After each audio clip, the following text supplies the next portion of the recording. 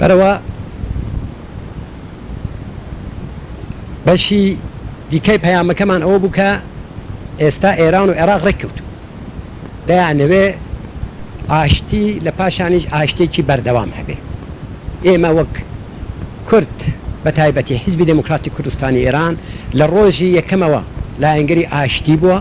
شەری ئێران و عێراقی بە شەرێکی بێمانا و بێهودەی داناوە. لەبەرەوە ئێستاژ ئێمە ئەو ئاشتیە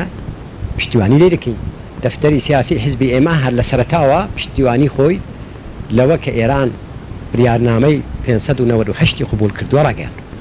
بەڵام لە ڕۆژهەڵاتی نێوەڕاستە یا ئەگەر باسی ئێران بکەین لە ئێرانی خۆماندا تەنیا یەک شەر نەبووە، شەرێکیش هەبووە بینی کوردی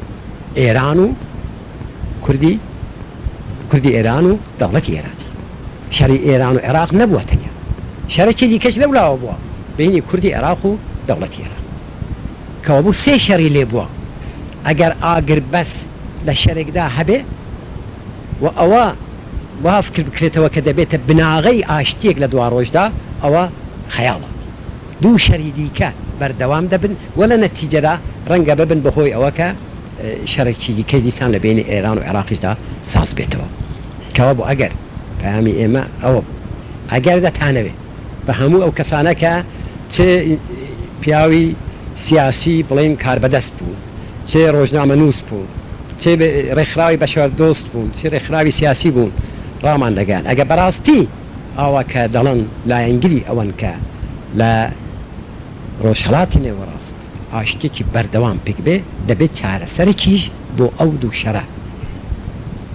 بدۆزرێتەوە، چارەسەرێکیش بۆ مەسەلەی کورد کە مەسەلەیەکی واقعی ئەو هەیە، کەسیش ناتوانێت ئینکاری بکە ئێستا بدۆزرێتەوە، جا ئەو وەختە ئاشتی بەردەوام دەبێت. دەنا ئەگەر هەر خەریکی شەری بینی ئێران و عێراق بین و پێوان وابێ ئەگە ئاشتی لە بینی ئەو دوانەدا بوو ئاشتی بەردەوام لەو ناوچەیەدا جێگیر دەبێ نابێت. ماوەیەکی پێدەچێت دیسان شەر دەست پێ دەکاتەوە، حتا شەری بینی ئێران و عێراقیش، یا شەر بینی ئێران و دەوڵەتێکی دیکە، یا بینی عێراق و تورکیا بە کورتی لەو ناوچەیەدا شەر نابڕێتەوە هەتا ئەو وەختە کە مەسەلەی کوردیش چارەسەر نەکرێت. لە پاشانە ما دیارە بەپێی ئەو تەجربەیە کە ساڵانی ڕابردووش هەمان بوو کەمێکیش ئەگەر ناوی تاکتیک دابنین یا استراتێژی دابنێت ئەوەی خۆشمان لە قسەکردندا گۆڕی. چونکو لەگەڵ هەموو ئەوانە کە قسە دەکەی ئەگەر هەر داوای حەقی ئەوە کە من حەقی تاینی سەرنوشتم هەیە کە دیارە هیچ کەس ئینکاری ناکە، یا مەسەلەن لەوە زیاتر بڕۆی کە داوای ئەوەت هەیە کە کوردستان هەموو ڕزگار بێ کە مانای ئەوەیە سنووری چوار دەوڵەتان دەبێت تێک بچێ، ئەوە هەموو کەس لێ دەرسێ. کەس ئامادە نییە پشتیوانی لە داوایەک بکە کە نەتیجەی تێکدانی سنووری چوار دەوڵەتانە، ئەویش لە ڕۆژهەڵاتی نێوەڕاست کە تازە خەریکن ئاشتی تێدا دادەمەزرێنەوە. کەوە بۆ ئێمە پەیامەکەمان بەو شێوەیە کە بابا ئێمە داوای خودمختاریەکی. خودمختاری مانای زۆر سادەیە، دەمانەوێت بە زمانی خۆمان بخوێنین، دەمانەوێت بە زمانی خۆمان بنووسین، ئازادی ئەوەمان هەبێ لە وڵاتی خۆماندا لە نیشتیمانی خۆماندا بە ئازادی بژین، وڵاتی خۆمان کارەکانی داخلی وڵاتەکەی خۆمان بۆ خۆمان ئیدارە بکەین، ئەمنیەتەکەی بۆ خۆمان بپارێزین. ئەوە داوایەکە کە لە زۆر وڵاتی دیکە تەنانەت کە یەک میلەتیشی تێدایە جێبەجێ بوو. فەرز دەکەین مەسەلەن ئەگە ئاڵمان دەنەزەر بگرین، ئەڵمانی ڕۆژاوا کە یەک میلەتە، هیچ میلەتی کەی تێدا نییە کە خاکی هەبێ لەوێ، بەڵام وا دابەش کراوە ئوستانەکانی کە هەر ئوستانێک بۆ خۆی لەواقعدا هەموو کارەکانی بەدەست خۆیەوە، یا خودی وڵایەتی متحدەی ئەمریکا کە دەڵم ئەویش هەر وایە کەوا بۆ ئەمە داواکەمان شتێکی زیادی نییە. و ئەگەر وڵاتەکانی دیکە بگرین وەکو یەکێتی سۆڤێتی و یوگۆسلاوی و ئیسپانیا و ئەوانە کە ملیەتی زۆرتری تێدایە، ئێمە داواکەمان لەوە زیاتر نییە کە خۆمان کارەکانی خۆمان ئیدارە بکەین. هەموو ئەو حەقانە کە ئێمە داوا دەکەین بەشێکن لە خودمختاری، لە واقعیدا بەشێکیشن لەوەی کە پێی دەڵێن حقوقی ئینسان. لەمە بەستمان لەو تاکتیکە ئەوە بوو کە داواخوازەکانی خۆمان بخەینە نێو چوارچێوەی حقوقی ئینسانەوە. بۆچی؟ بۆ ئەوە کە نتوانێت دەوڵەتی ئێران بڵێ ئەوە کاری داخلی خۆمە، چونکە ئێستا حقوقی ئینسان لە دنیادا کاری داخلی هیچ کەس نییە. ئەوەی کە پێی دەڵێن جامعەی بینالملەلی کۆمەڵی نێونەتەوەی دەخالت لەوەدا دەکا لە هەموو جێگا. ئێمە مەسەلەن دەمانگوت ساڵهای ساڵ لە دەرەوەی وڵات لە وڵاتەکانی ڕۆژاوە شەر کراوە بۆ ئەوە کە یا خەبات کراوە بۆ ئەوە کە مەسەلەن ئاکادمیسیان زەخەرۆف گوزەرنامەی بدەنێ پاسپۆرتی بدەنێ سەفەر بکە بە ئەمریکا، کە دیارە ئێستا مەسەلەکە زۆر بە سادەیی چارەسەر کراوە پاشەوەی کە لە یەکێتی سۆڤیەتی کورتەباز قبول کراوە مەسەلەکە سادەتر بۆ ئێستا سەفەری کردو چۆتە ئەمریکا. بەڵام دەڵێن ئەوە حەقە دەبێت داوا بکرێ هەموو کەس حەقی سەفەری هەبێ. ئێستا بۆ زۆر کەسی دیکە داوا دەکرێت، بەڵام ئایا بۆ داوانا کە جامعەی بینالملەلی کە میلەتێکی 20-25 میلیۆنیش ئەو حەقی هەبێت،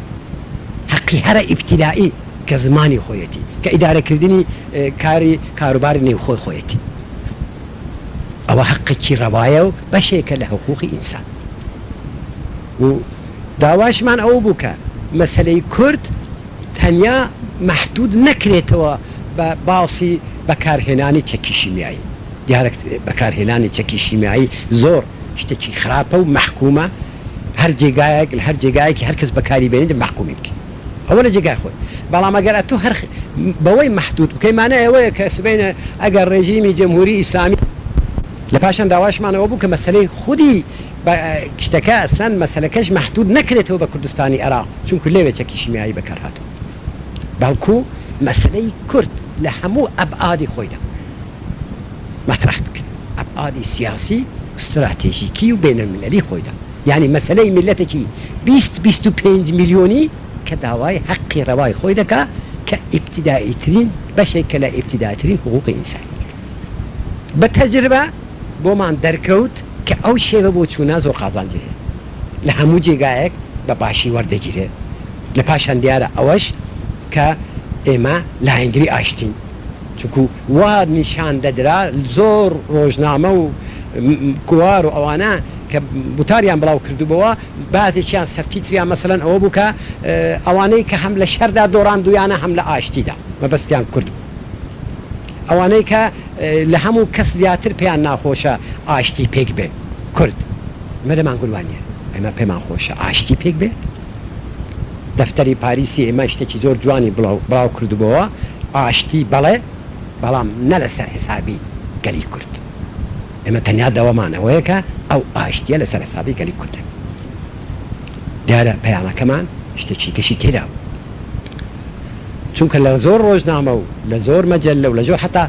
قسەکردن لەگەڵ شخصیەتی سیاسی دەوا دەردەکەوت کە ساڵی 1988 لەگەڵ ساڵی 1975 بەراورد دەکەن. پێیان وایە ئێستاش ئەوە چونکە ئەو دوو دەوڵەتە خەریکن ڕێک دەکەون دەبێتە ئاش بەتاڵ، کورد چەکی دادنێ و خلاص بڕۆی. دەمانگوتنا ئێستا کورد لە کوردستانی ئێران کە باسی خۆمان دەکرد جوڵانەوەیکی شۆڕیشگەر هەیە، وجودی نەبەستراوەتەوە بە وجودی هیچ کەس و بە هیچ دەوڵەتێکی، جوڵانەوەیەکی سربەخۆ لە نێو میلەتیشدایە. ئەو جوڵانەوەیە لە هەموو حاڵەتێکدا هەر بەردەوام دەبێت، ئاش بەتاڵ دەگۆڕدا نییە و حتا مناقشەشی لەسەر نییە کەوا بوو ئەوە ڕەت کراوەتەوە. لە پیسترین حاڵەتدا میلەتەکەمان ئامادەیە لە شەرایطێکی سەختتردا لە هەلومەرجێکی سەختتردا، بەڵام خەباتی خۆی هەر درێژە پێ. ئەوە لە واقعدا کورتەی ئەو پەیامە بوو، جارێک زۆر درێژتر بە پێیەوەی کە فرسەتەکە چۆن بوو، جارێک کەمتر ئێمە ڕامان دەگەیان بە تەرەفەکانی خۆمان. لە جارە دەتوانم بڵم کە ڕەنگە هەتا سەب و توێژی بڵێن چاپەمەنی یا رادیۆ تەلەڤیزیۆنی لەگەڵ من کراوە لەو وڵاتانە کە چوین کە بریتی بوون لە واقعدا لەسەر یەک چوار وڵاتێکیشیان کە زۆر کەمی تێدا بووم، چونکە هەر لەسەر ڕێگا بوو، فەرانسە و سوئێد و ئیسپانیا و چکۆسلۆڤاکی و دانمارکە ئەوە لە دەگەڕامەوە یەک دوو ڕۆژ لێوە لەسەر ڕێگا بوو. زیاتر بۆ چاوپێککەوتنی یەک دوو برادەرمان کە لەوێ گیر بوو لە هەموو ئەو وڵاتانەدا لەگەڵ کاربەرستان بوت و وێژمان هەبوو لە هەندێک جێگا زۆر لە شتێکی سەتێکی بەرزدا بوو بەپێی ئەوە کە چۆن مەسلەی کوردی دەناسن و حزبی دموکراتی دەناسن بەپێی ئەوە لە هەندێک جێگاش دیارە زیاتر لەگەڵ ڕێکخراوەکان و لەگەڵ حیزبە سیاسیەکان و حیزبە دموکراتەکان و یا بەشەر دۆستەکان لەگەڵ ئەوانە و ئامادەیی ڕێکخراوە بەشەر دۆستەکان بۆ یارمەتی یا ڕێکخراوەکانی دیکە زۆر دیارە لەو شتێک کە ناومان ناتاکتیک ئەگە بڵێن شتێکی کەشمان هەڵبژاردوو بوو کە پێی وایە زۆر و قازانجی هەبوو ئەویش ئەوە بوو کە پاش باس و ئەوانە کە باسی خۆمان دەکرد و دیارە زۆر مەزلوم دەهاتینە بەرچاو بە واقعیەتیشدا میلەتەکەمان مەزلومە زۆر پەیداویستیمان بە یارمەتی هەیە لە هەموو بارەکەوە کە لێیان دەپرسین باشە چیتان دەوێ وەڵامەکەمان زۆر سادە بوو دەتوان بڵم کە پاش وتوێژێکی زۆر برا کوردەکانی عێراقیش بەوە ڕازی بوون کە ئاوا بڵن چونکە کورد بەوە بەداخەوە جاران ناوبانگی دەرکردبوو کە دەچوو هەر جێگایەک داوای دوشتی دەکرد بەڕەحمەت بێ بەلا مستەفای بارزانی ئیمانی هەر بەو دوشتەی هەبوو یەکێکیان پارە یەکێکیان چەک ئێمە کە دەیانگوت چیتان دەوێت دەمانگوت پشتیوانی معنەوی و سیاسیمان دەوێت هەرچی دیکەمان جا لە بیرمە یەکێک لەو بەرپرسە فەڕەنسەویانە کە بەرپرسێکی پایەبەرزیشە بەڵام لە مێژە دۆستمانە کە ئەوەم پێکرد کوتی دیارە کورد زیرەک بووە وتم بۆچی چونکە هەر کەس ئەو پشتیوانیەتان لێ بکە ئەوی دیکەش بەدواوە دێ بەڵام ئەگەر بێن ئەوی دیکە ڕاستەوخۆ داوا بکەن تاسیری خراپی هەیە بە کورتی دەتوان بڵم کە لەو سەفەرەدا لە هەموو بارێکەوە بۆم دەرکەوت کە ئێمە ئەگەر لەو هەڵوو مەرجە لەبارە کە پێک هاتووە بتوانین باش کەڵک وەربگرین بۆ یەکەم جارە لە تاریخدا کە مەسەلەی کورد دەبێتە مەسەلەیەکی بینەملەلی دیارە من لەگەڵ زۆر کەس هەر لە ئەوڵەوە کە چوو دانیشتم لە بێجگە لە مەسئولینی عێراقی هەر لە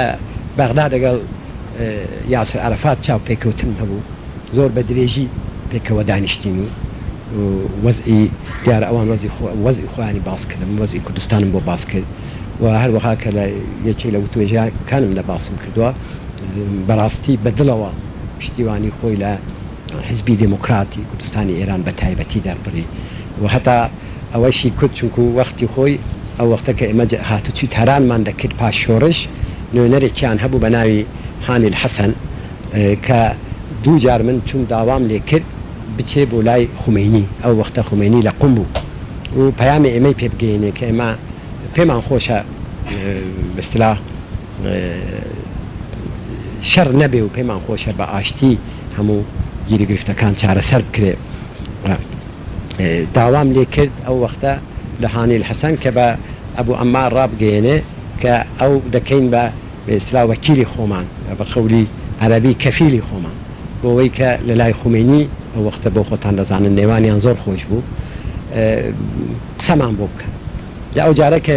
من دیتم زۆر جار باسی کرد تکراری کردەوە کوتی من زۆر شەرمەزارم لەوە کە نەمتوانی کەفاڵەتی خۆم بە چاکی بەجێ بگەێنم و بەڵام خەتای من نەبوو خەتای تەرەفەکەی دیکە بوو کە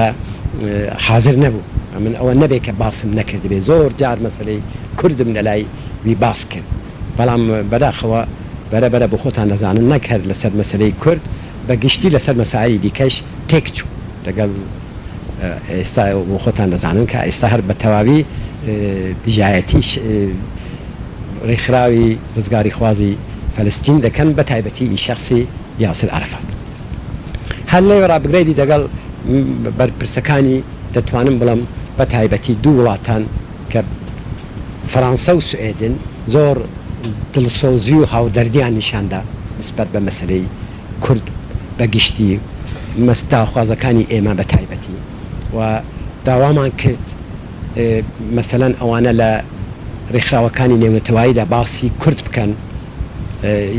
پێشەوەی کە سەرۆک کۆمار میتەران بچێ بۆ سازمانی ملل من لەگەڵ یەکێک لە مشاورەکانی کە قسەم دەکرد داوام کرد کە چونکو جارێک لەسەر مەسلەی چەکی شیمیایی قسەی کردبوو داوام لێ کرد کە ئەو جارە باسەکە ئەگەر دەیکا لە سازمانی مللدا باسی مەسلەی شیمیایی تەنیا نەکە مەسلەی کورد باس بکە بەگشتی وە لە واقعیشدا پاشان کە شتەکەی بڵاو بووە دەرکەوت کە لە یەک پاراگرافتا ماسی مەسلەی کوردی کردووە بەگشتی زۆر جوانیشی باس کردووە یعنی ئەوەی کە ئێمە دەمانگوت بە شێوەیە خۆی دیارە کە سێ شەڕ هەیە و کورد ئەگە ئاشتی هەیە دەبێت بۆ کوردیش بێ ئەویش ئەینی ئەوەی لەوێ هێناویەتی کە دیارە تەرجمەکەی هەیە هیوادارم لێرە لە ڕۆژنامەدا چاپ بێت بۆ برادران ببینن و ئەوە یەکەم جارە کە سەرۆک کۆماری دەوڵەتێکی وەکو فەڕەنسا ئەویش لە شتی مەجمەعی عمومی سازمانی ملل باسی ئەو مەسەلەیە دەکات هەروەها مەسەلەن سوئێدیەکان زۆر جار باسییان کرد و مەسەلەکان بردە حتا کۆمیسیۆنی حقوقی بەشەر بەداخەوە لە کۆمیسیۆنی مافی بڵین نەتەوەی مافی ئینسان کە سو کۆمیسیۆنێکی ژێر کۆمیسیۆنێکی هەیە لە نەتەوەی یەکگرتوەکاندا لێوێ کە ڕائیگیریان کرد ئەکسەریەت ڕایی تەواوی بۆ ئەوە نەدا کە مەسەلەی کورد لە نەتەوەی یەکگرتوەکاندا مەطرح بکرێ دیارە زیاتر وڵاتەکانی عەرەبی بوون کە ڕایی مخالفیاندا و پێکەوە دەگەڵ هەندێ بەداخەوە لە وڵاتەکانی سۆسیالیستی وایان بە فەوریەتیاندا نەنا مەسەلەکە ئەوە بۆ ئایا بە فەوریەت ئەو مەسەلەیە باز بکرێ یان نەکرێ ئەوان ئەکسەریەت نەزەریدا کە فەوریەتی نییە بەڵام هەرچی بێ ئێمە داوایکی کەشمان هەبوو ئەو داوایشمان ڕاگەیان هەم بە نووسراو کە دیوتانە نامەمان نووسی بۆ سکرتێری گشتی نەتەوەی یەکگرتوەکان هەم بەکردەوەش لە 5-6 جێگاوە پەیوەندیمان گرت لەگەڵ ئەو کەسەی کە ئێستا لە جێگای سکرتێری گشتی دانراوە بۆ بەڕێوەبردننی وتوێژ بینی عێراق و ئێران کە ناوی یان ئەلیاسۆنا خەرکی سوێدە ئەو داواشمان ئەوە بوو کە لە وتوێژ بینی ئێران و عێراقدا مەسەلەی کوردیش مەطرح بکرێت چونکە یەکێک لە مەسەلەکانی هەموو وەختێک کە بۆتە هۆی ناکۆچی بینی ئەو دوو وڵاتانە هەر مەسەلەی کوردە و بە ئێترافی هەردوولا کەەوە بوو ئەگەر دەبێ ئاشتی ببێت دەبێت مەسەلەی کوردیش بێتە گۆن دیارە لە دووسێ جێگای دیکەشەوە هانماندان کە ئەو کارە بکرێ بەڵام جارێ لە بڵین قۆناغی ئێستای وتوێژەکەدا کە تقریبان وتوێژەکە نەچۆتە پێشێ ئەو زەحمەتە مەسەلەکە باس بکرێت بەڵام پێمان وایە کە هەم ئەگەر ئێمە خەریک بین هەم وتوێژەکە بگاتە جێگای حساسی خۆی ڕەنگە مەسەلەی کوردیش بە ئیجباران بێتە نێو وتوێژی بینی ئێران و عێراقەوە کە لە ژێر سەرپرستی نەتەوەی یەکگرتوەکاندا بە کورتی دەتوان بڵم کە لە واقعدا ئەگەر بەراوردیش بێ نا لەبەر بەستلا کاری من یا کاری برادرانی خۆمان بەڵام لەبەر ئەو وەزە لابارەکە لە دەرەوە پێک هاتبوو باشترین کەلکمان لەو سەفەرە وەرگرت ولا لەو بارەوە لە باری نەتیجەکانیەوە لە هەموو سەفەرەکانی پێشتر سەرکەوتوتر بوو دیارە نەتیجەی ئانیشی هەبوو نەتیجەی درێژخایەنیشی هەیە کە ئەوان پێی مهمترە بەڵامی دی دەبێ لە واقعدا لە سەری بڕۆین هەرەوەی کە کوتم ئەرچی دوومانەوەیە کە لە دەرەوە تێب کۆشین بۆ ئەوە کە مەسلەی کورد بچێتە نێو مەسائلی بینملەلیەوە ئێستا فرسەتە وەزعێکی باشە دەبێت باشترین شێوە لە واقعدا کەرچی لێوە بکرێت ئەوەی کە دەگەڕێتەوە سەر خۆمان دیارە ئەوە جێگای باسە لە هەموو لە دەرەوە بەڵام لێرەش لە لای خۆمان ئەوەیە باشە ئێستا ئەو دوو دەوڵەتە خەریکن بەرەو ئاشتی دەڕۆن دەبێتە چی لەوەدا کە بەرەو ئاشتی دەڕۆن دەبێت لە سەرەتاوە بکوترێ هیچ گومانێک نییە شەر دەست پێکردنەوە بە نەزەری ئێمە لە دەستی هەردوو لا دەرچوو تازە هیچ یەک لەو دەوڵەتانە پێشیان خۆش بە ناتوانن شەر دەست پێ بکەنەوە چونکە نا کۆمەڵی بینالملەلی نێونەتەوەیی ڕێگا دەدا نا وەزئی داخلی خۆشیان ڕێگا دەدا وە خۆتان نەزانن ئەگەر شەرەکە بەردەوام بە ممکن بوو ئێستاش بەردەوام بێ هەتا 6 مانگی کەش بەردەوام بێ بەڵام جارێک کە بڵین بای ئاشتی ئێستا پەیدا بووە ئیدی زەحمەتە جارێکی دیکە شەر دەست پێکردنەوە لەبەرەوە بمانەوە نەمانەوێت بەرەو ئاشتی دەڕۆن بەڵام ئەو بەرەو ئاشتی ڕۆیشتنە هەرواش سادە نییە مان لێرەدا کە جاری پێشوو هاوڕێیان لە بیریان بێ باسمان کرد کوتمان کە ئەوە درێژە ینی لەواقعدا لە ئاگر بەسەوە تا پایانی شەڕ بۆ خۆی فاسلەیەکە ماوەیەکی دەبێت لە خلاصبوونی شەرەوە هەتا ئاشتی ماوەیەکی دیکەی دەوێت لە ئاشتی تا ئاشتێکی بەردەوام ماوەیەکی دیکەی دەوێت ئەو ماوەیە چەند دەبێ ناتوانێت کەس دیاری بکە بەڵام بێگومان ئەو ماوەیە کاری ڕۆژ و هەفتە نییە ئەگەر پەکاری ساڵ نەبێ هەر نەبێ کاری مانگ ینی چەندین مانگی کەشی هەر نەبێ دەیهەوێت ئەوە دیارە وەکو نوکتە وایە بەڵام حقیقەتیشی تێدایە هەر ئەو جەنابی یان ئیلیاسۆنە لەیان پرسی بوو یەکێک لەوانەی کە دۆستی ئێمەیە پەیامی ئێمە پێڕاگەیان دەبوو کە مەسەلەی کوردە ببێتە نێو وتوێژەوە لە عینی وەختیدا لێی پرسی بوو تو باشە بە نەزەری تو ئەو وتوێژە چەندی پێدەچێت ئەو یان ئیلیاسۆنە تقریبان ئەمری 50 ساڵە کوتی وەڵای من دامناوە لەو وتوێژەرە بازنشستە بم ینی درێژە ڕۆژنامەی تایمز مەقالەیەکی نووسی بوو کە ئەوەندە کە شەر درێژەی کێشاوە درێژەی پێچوێنی 8 ساڵ ئەوەندە شەر وتوێژەکە درێژ دەبێت واقعیتەوەیە کە ئەو واقعیەتە هەیە ینی درێژە بەڵام ئێمە دەبێت ئەوەی دابرین کە ئەوەش واقعیەتە کە بەرەو ئاشتی دەڕۆن چونکو ڕێگادیکەیان نییە بە تەدریج بەڵام بە زەحمەتەوە دەبێت و شتەکان مەسائل حل بکەن ئەوەی کە لە گیر و گرفتە لە بینیاندا کە واضحە دوو مەسلەی ئەساسیەکە یەکێکیان مەسلەی شەرت العەرەبە کە عێراق بە هیچ شێوەیەک ئامادە نییە لەو مەسلەیەدا پاشەکشە بکە لە واقعدا من دەتوان بە شێوەیەکی دیکە بڕم بە نەزەری من ناتوانێ پاشەکشە بکە چونکە تەنیا دەستکەوتی شەری ئەو 8 ساڵە ئەوەندەیە ئەگەر لەوەش پاشەکشە بکاری هیچی بنابێت ئێرانیش کە پێداگرتووە کە ئەگەر شەرت العەرەبی لەدەست بڕوا دیارە وەکو شکستێک دەچێت جاوە زۆری پێدەچێت هەتا بتوانن ڕێگایەکی نێوەڕاست ببینەوە بۆ ئەوەی کە لەسەر ئەو مەسلەیە ڕێککەون مەسلەی دیکە دیارە مادەی 6 بریارنامەی 598 کە لەوێ هەیئەتێک دادەنرێ بۆ دیاریکردنی ئەوە کە شەری دەست پێ کردووە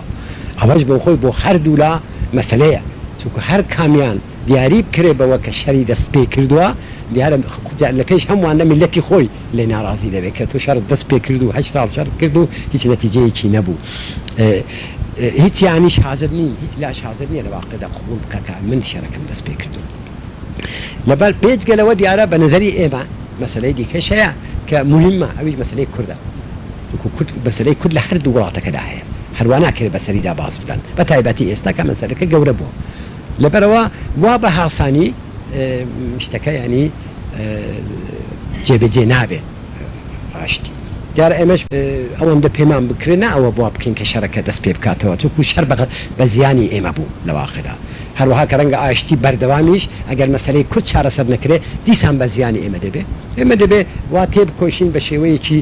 هەم دیپلۆماسی هەم بە شێوەیەکی ئەمەلی لە مەیداندا وا بکەین کە ئەو ماوەیە هەرچی درێژتر بێت بۆ ئەوەی ئێمەش بتوانین لەو ماوەیە ئیستفادە بکەین بۆ کەلک وەربگرین بۆ چارەسەرکردنی مەسەلەی خۆمان کە مەسەلەی کوردە ئەوەیە لە واقعدا بڵین راپۆرتێکی کورد لەسەر سەفەری من لە دەرەوە ئەو مەسائلەی کە لەو سەفرەدا باس کراوە هەروەها کاک بابە عەلی فەرمووی من بە کورتی باسم کرد بۆ ئەوە هاوڕێیان ئەگە پێیان خۆش بوو دەتوانن پرسیار بکەن و دیارە منیش ئامادەم وەڵامیان بدەمەوە سپاستان دەکەم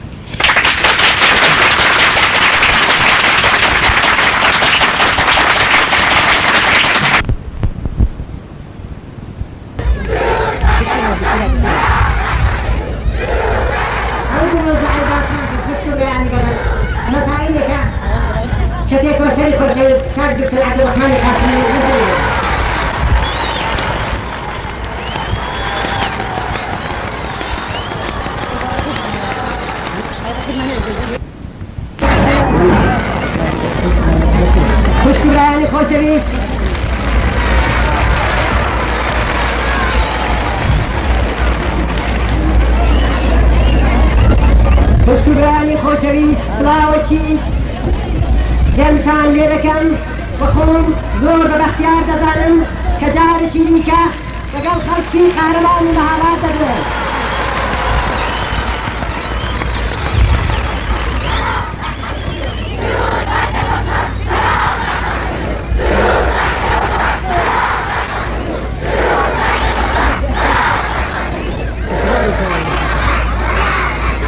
سڵاوێکی گەرم لە خەڵکی قارەمانی شاری مەهاباد.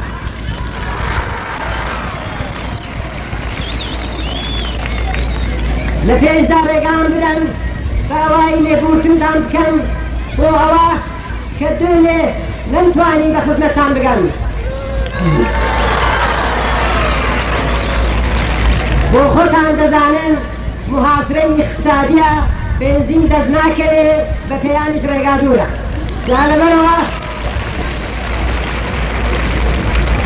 لەبەرەوە داواتان لێ دەکەم بنبەخشن،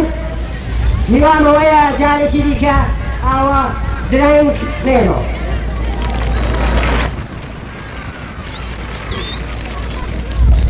خوشبرانی خۆشەویست، وڵاتەکەمان هەر وەک چەند مانگ لەوەی پێش لە وەزعێکی سیاسی، لە شەرایطێکی سیاسی زۆر ناسکدایە. ئەی ئێمە هەتا ئێستا لە میلەتی خۆمان دیوە ئەوەیە کە میلەتی کورد یەک پارچە متحد هەستاوە و داوای حەقی خۆی دەکات. ئێمە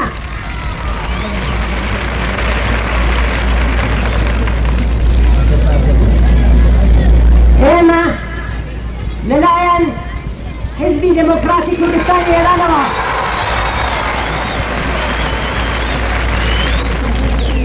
شانازی بە میلەتی خۆمان دەکەین، شانازی بەوە دەکەین کە سەراسەری کوردستان یەک پارچە هەستاوە دیژی ئیمپێریالیزم، بە تایبەتی ئیمپێریالیزمی ئەمریکا بۆ دموکراسی لە ئێراندا و بۆ خودمختاری لە کوردستاندا خەبات دەکات.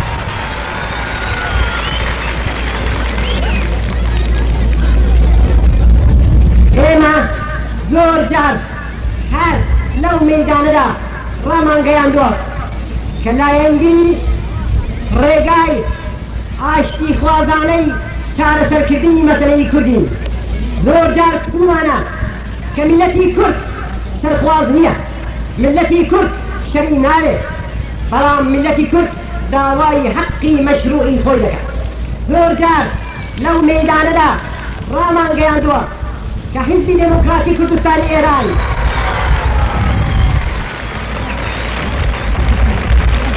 هەموو وەختێک ئامادە بووە و ئامادەیە بۆ ئەوە کە لە ڕێگای ئاشتیەوە میلەتی کورد بە ئاواتی خۆی بگەێنێ و وەزێکی وا پێک بێ کە میلەتەکەمان پاش وەرگرتنی حەقی خودمختاری خۆی بتوانێت ژیانێکی بەختیار بۆ خۆی دروست بکات.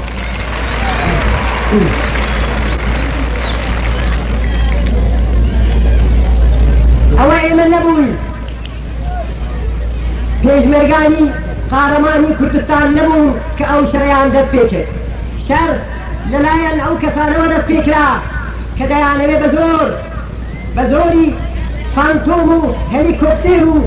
تۆپ و تانک میلەتەکەمان چەک بکەن. لێرە لەو مەیدانەدا کوتمان چەککردنی میلەتی کورد ئاسان نییە. میلەتی کورد بێ ئەوەی داخوازەکانی بێتە دی چەک ناکرد.